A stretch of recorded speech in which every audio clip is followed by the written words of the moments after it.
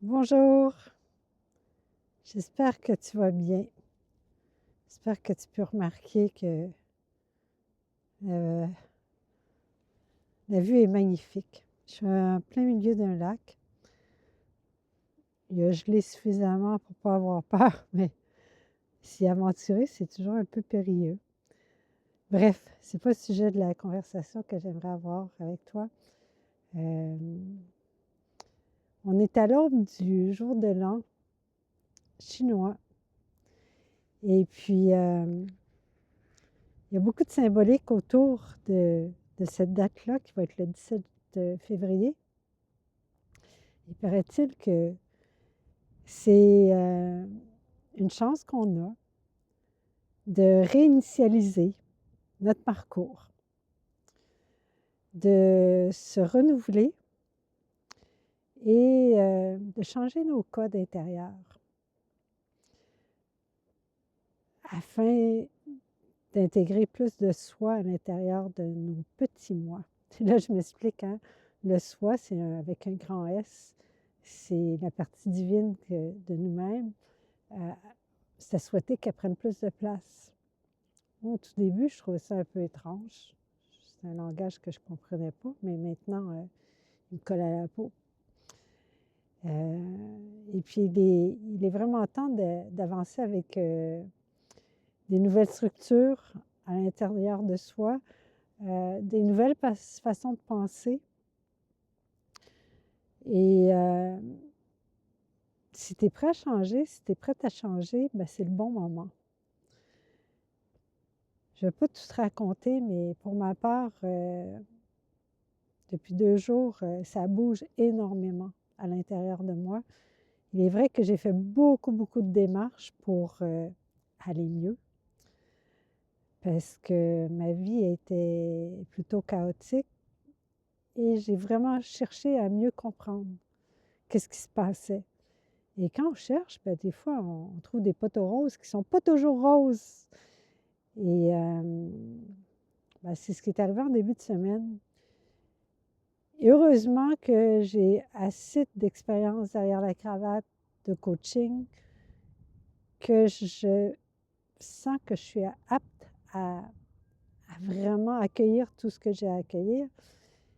Et je me disais, quel est le meilleur lieu pour venir accueillir ce changement-là qui est en moi, qui s'opère depuis un bon moment, mais j'avais besoin de le cristalliser dans le temps.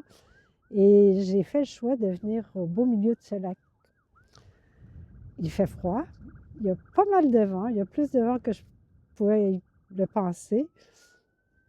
Et donc, j'ai un peu les frissons, mais ça n'a aucune mesure par rapport aux frissons que j'ai pu réveiller à l'intérieur de moi. Puis, la seule chose que je peux te dire, c'est que j'ai vécu beaucoup de hauts et de bas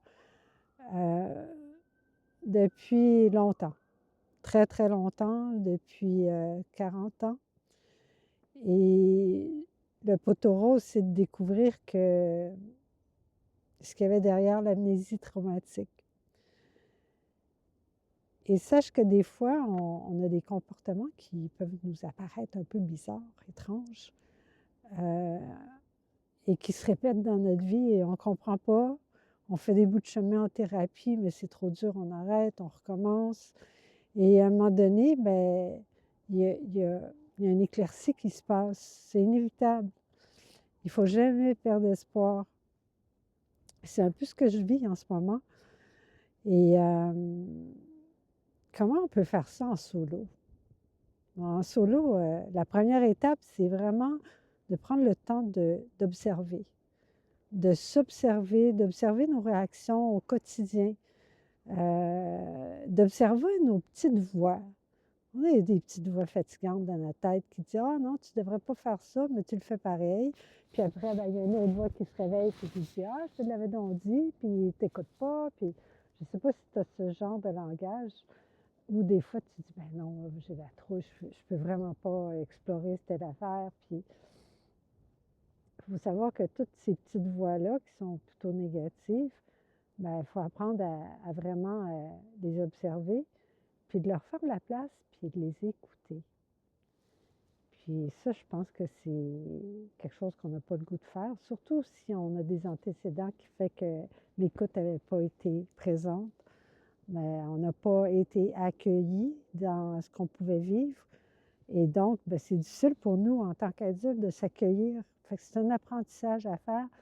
Puis, souvent, ben, on a besoin de personnes tierces pour nous montrer le chemin. Et puis, une autre clé, c'est de commencer à- j'allais dire, je vais avancer, mais j'ai perdu un bâton, j'ai perdu une de mes mitaines.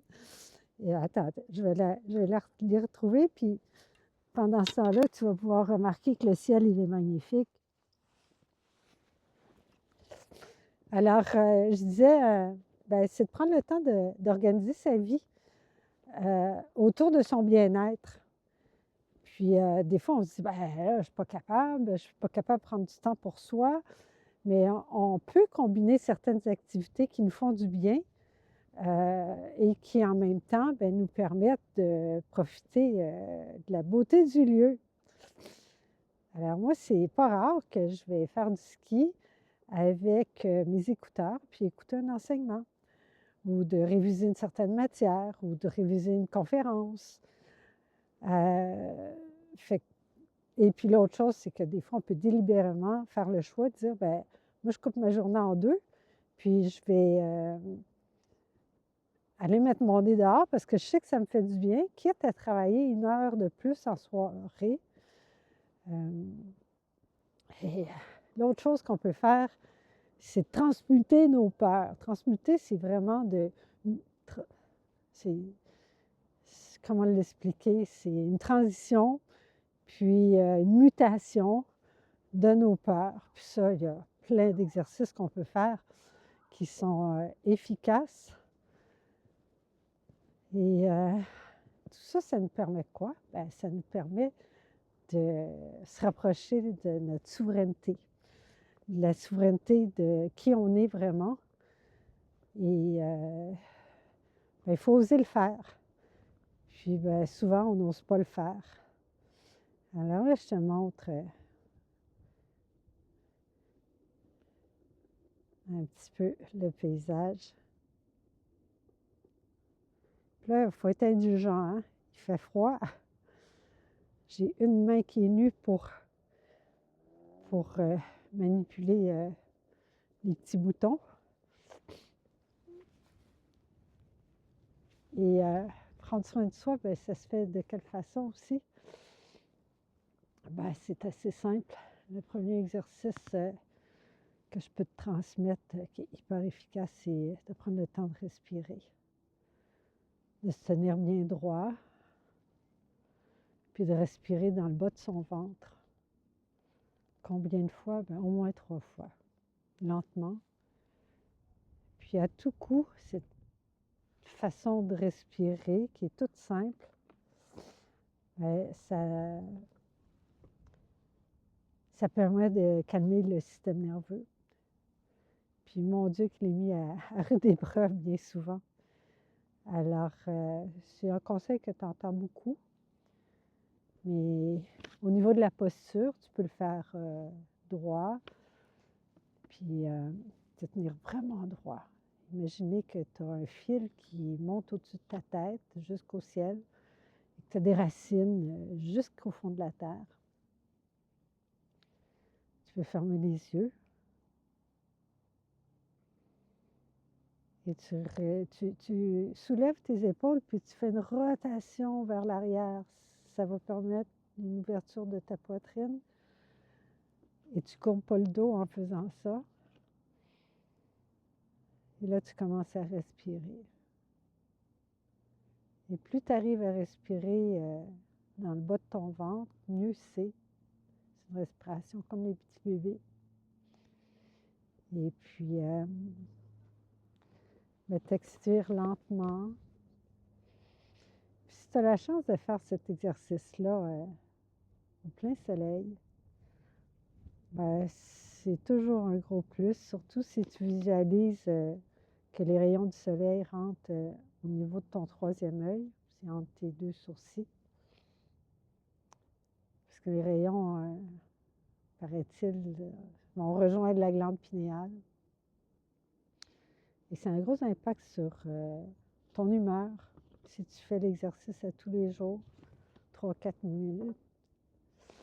Alors là, je vais te quitter parce que j'ai vraiment le bout des doigts gelés. Et si tu as la chance de te mettre le nez dehors, bien habillé, c'est toujours extraordinaire. Je te salue!